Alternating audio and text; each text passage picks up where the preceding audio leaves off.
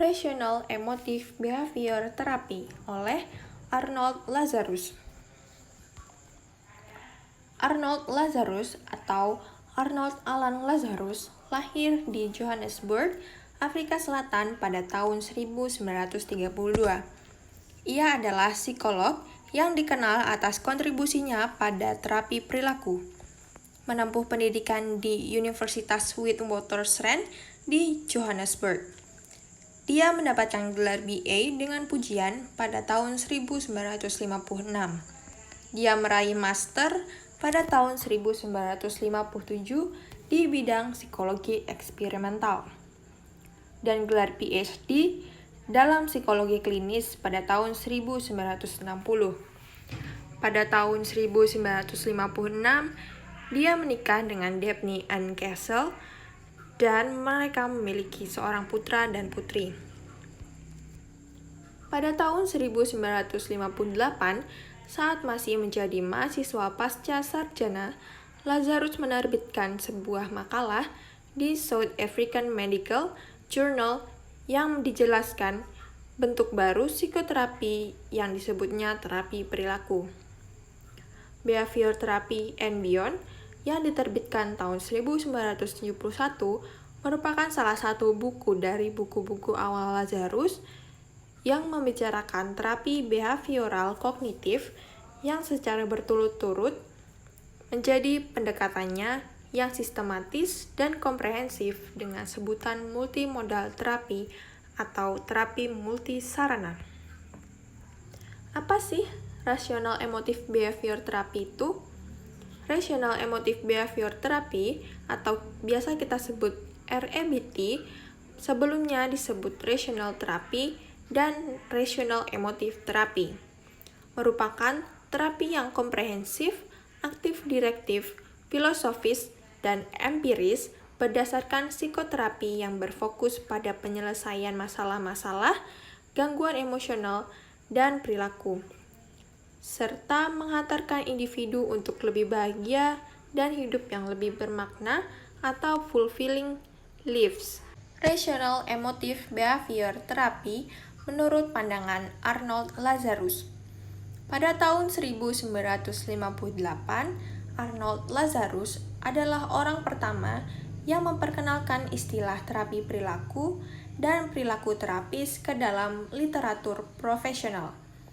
Ia kemudian memperluas fokus dari pengobatan perilaku untuk menggabungkan aspek-aspek kognitif. Arnold Lazarus mengembangkan secara sistemis sebuah pendekatan multimodal bagi konseling dan psikoterapi yang didasarkan pada model behavioral. Model pendekatan multimodal yang ia kemukakan tersebut menggunakan akronim Basic ID untuk mendata semua fase kehidupan klien. Pada terapi ini, Arnold Lazarus menitik beratkan kepada klien yang memiliki masalah stres. Stres itu sendiri merupakan suatu pola reaksi yang ditunjukkan seseorang saat orang tersebut menghadapi satu atau lebih stimulus dari luar dirinya yang dianggap sebagai ancaman, tantangan, maupun bahaya terhadap kesejahteraan, harga diri, maupun integritasnya. Pola reaksi yang ditunjukkan meliputi pola reaksi fisik, seperti timbulnya rasa cemas. Akibat timbulnya pola-pola reaksi ini, keseimbangan tubuh terganggu dan dapat menyebabkan seseorang merasa lelah sehingga diperlukan energi yang besar untuk memulihkan kembali keseimbangan tubuhnya itu.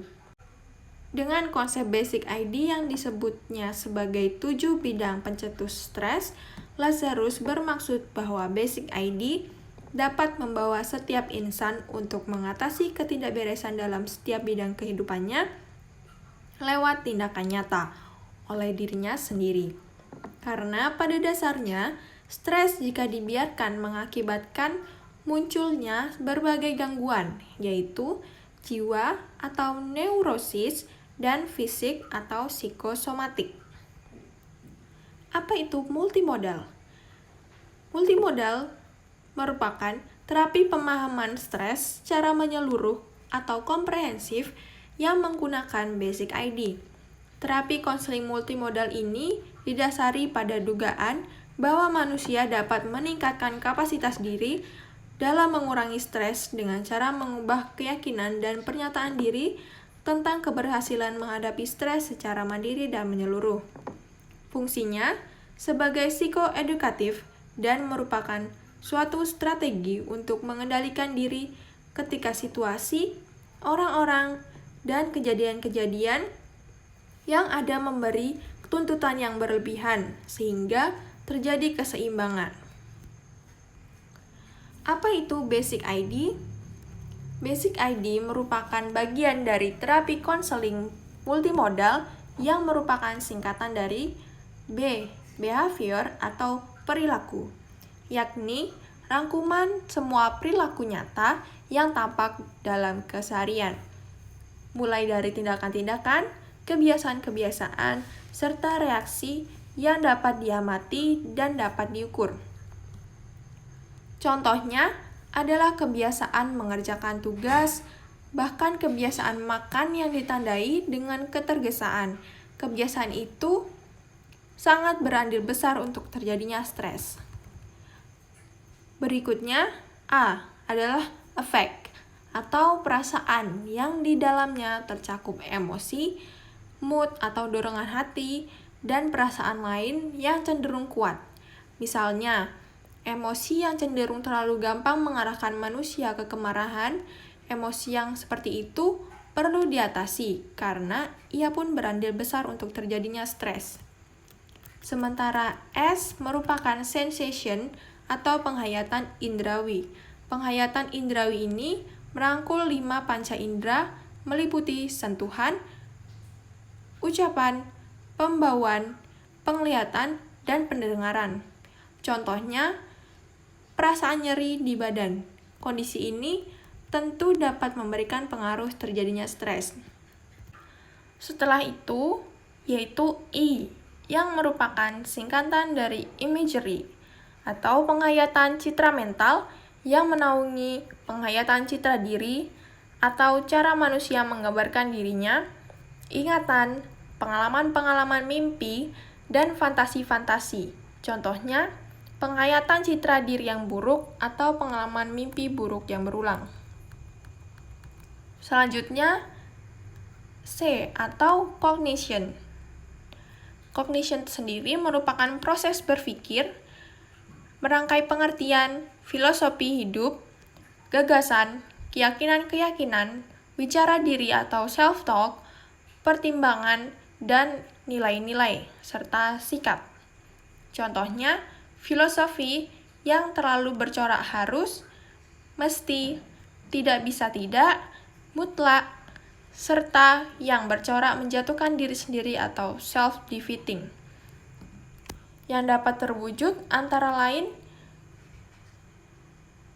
dalam bicara diri. Saya mutlak harus menjadi nomor 1. Kalau tidak, hidupku tidak berarti apa-apa. Filosofi seperti ini bersifat tiranis atau membelenggu dan sewenang-wenang terhadap manusia yang memilikinya.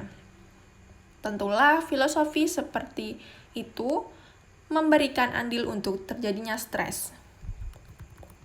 Selanjutnya, I atau interpersonal relationship, hubungan antar manusia, yang menjalin hubungan tiap manusia dengan sesamanya. Contoh, hubungan manusia dengan atasan yang otoriter di tengah pekerjaan. Hubungan seperti ini sangat berandil dan memungkinkan terjadinya stres. Yang terakhir adalah D atau drugs, biology, nutrition, dan exercise, yang artinya obat-obatan, biologi, makanan, dan latihan tubuh. Bidang ini mencakup penggunaan obat atau zat dalam kehidupan sehari-hari, kondisi kesehatan fisikal, makanan, dan kebiasaan makan, kebiasaan latihan jasmani. Misalnya, kebiasaan makan hidangan yang terlalu berlemak dan berkurangnya latihan tubuh. Ciri-ciri rasional emotif behavior terapi. 1. Konseli berperan lebih aktif daripada konselor dalam proses konseling. 2. Proses hubungan konseling harus tetap diciptakan dan memelihara hubungan baik dengan klien.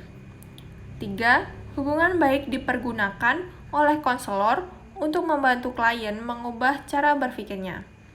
Dan yang keempat, konselor tidak banyak menelusuri masa lampau klien. Teknik-teknik rational emotive behavior therapy yaitu ada 3. Yang pertama, teknik kognitif, yang kedua, teknik emotif, dan yang terakhir, teknik behavioristik.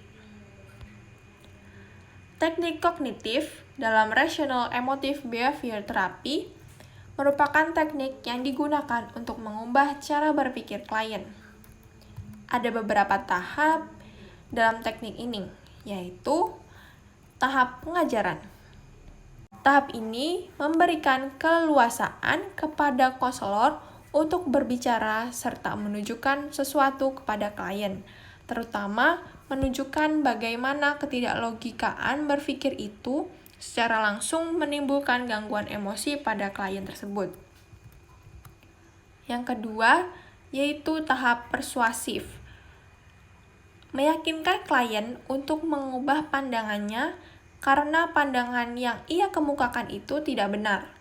Dan konselor juga mencoba meyakinkan berbagai argumentasi untuk menunjukkan apa yang dianggap oleh klien itu tidak benar.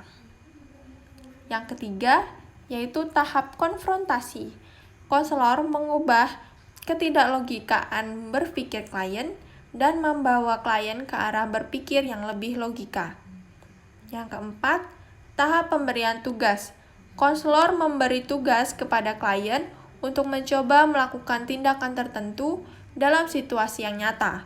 Misalnya, menugaskan klien bergaul dengan anggota masyarakat kalau mereka merasa dipencilkan dari pergaulan atau membaca buku untuk memperbaiki kekeliruan cara berpikirnya. Selanjutnya, teknik emotif dalam rational emotive behavior therapy. Teknik emotif ini digunakan untuk mengubah emosi klien. Yang pertama, yaitu teknik sosiodrama. Teknik sosiodrama memberi peluang mengekspresikan berbagai perasaan yang menekan klien itu melalui sasaran yang didramatisasikan, sehingga klien dapat secara bebas mengungkapkan dirinya sendiri secara lisan, tulisan, maupun gerakan dramatis. Yang kedua, yaitu teknik self-modeling. Teknik ini digunakan dengan meminta klien berjanji dengan konselor untuk menghilangkan perasaan yang menimpanya. Yang ketiga, teknik assertive training, yaitu teknik yang digunakan untuk melatih, mendorong, dan membiasakan klien dengan pola perilaku tertentu yang diinginkannya. Teknik behavioristik dalam rational emotive behavior therapy. Teknik behavioristik ini merupakan teknik yang mendalami perilaku. Yang pertama, yaitu teknik reinforcement. Teknik ini untuk mendorong klien ke arah tingkah laku yang lebih rasional dan logis dengan jalan memberikan verbal atau reward atau hukuman punishment. Teknik ini dimaksudkan untuk membongkar sistem nilai-nilai dan keyakinan yang irasional pada klien dengan menggantinya ke sistem nilai yang lebih positif. Yang kedua, yaitu teknik social modeling. Teknik ini untuk membentuk perilaku baru pada calon klien. Teknik ini digunakan agar klien dapat hidup dalam satu model sosial yang diharapkan dengan cara mutasi atau meniru. Yang ketiga, yaitu teknik life models atau model kehidupan nyata. Teknik ini digunakan untuk menggambar perilaku tertentu, khususnya situasi interpersonal yang kompleks dalam membentuk percakapan sosial, interaksi dengan memecahkan masalah. Tujuan rational emotive behavior therapy. Setelah melihat penjelasan tadi, dengan demikian, tujuan rational emotive behavior therapy adalah menghilangkan pikiran irasional serta mengatasi gangguan emosional yang dapat merusak diri seperti benci, rasa bersalah, cemas, dan marah, serta mendidik klien agar menghadapi kenyataan hidup secara rasional. Contoh kasus rational emotive behavior therapy yaitu pada orang yang menderita skizofrenia dengan masalah keperawatan perilaku kekerasan dan halusinasi di rumah sakit jiwa. Skizofrenia merupakan salah satu jenis gangguan jiwa berat yang paling banyak ditemukan.